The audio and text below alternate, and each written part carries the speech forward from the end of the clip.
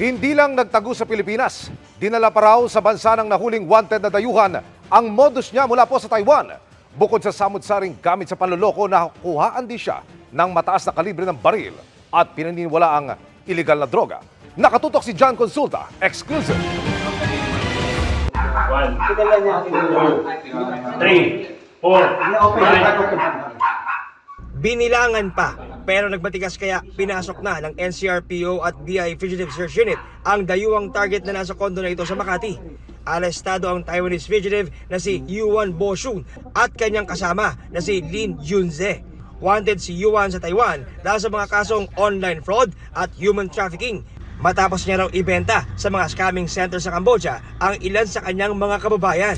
Nag-originate ito sa tip ng isang informant. Sila ay nag-set up ng isang online gaming application sa Taiwan at sila nga ay nanloloko ng kanilang mga customers. Ang online panloloko ng grupo galing Taiwan, tila dinala na rito sa Pilipinas. Sa dami ng mga inabutang gumagana pa ang computer at text blast machine na nakatago sa 4 na condo units. At ang target, mga cellphone number dito sa Pilipinas. Bukod nga sa mga kontrabandong inabutan ng mga otoridad dito sa mga units na tinarget dito sa Makati, ay inabutan din nila itong mga nakatambad na mga script ng mga dayong sindikato para makapanloko sa ating mga kababayan doon nga sa kanilang text blast. Makikita natin dito na sinasabi nila na mayroong makukuha sa kanilang mga e-wallet once na mag-register sa kanilang ibinabato ng mga link.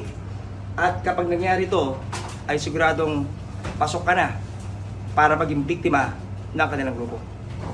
Are you involved in scamming activities? 你在这边做诈骗的吗？不是， No. No.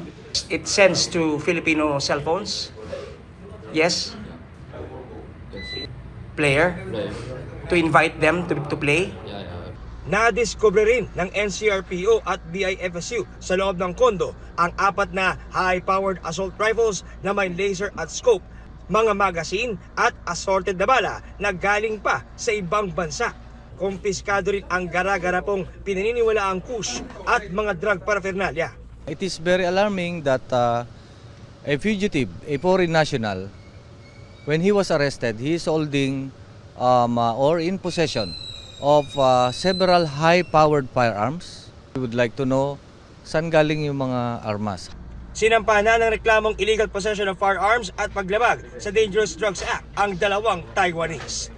Para sa GMA Integrated News, John Consulta, nakatutok 24 oras.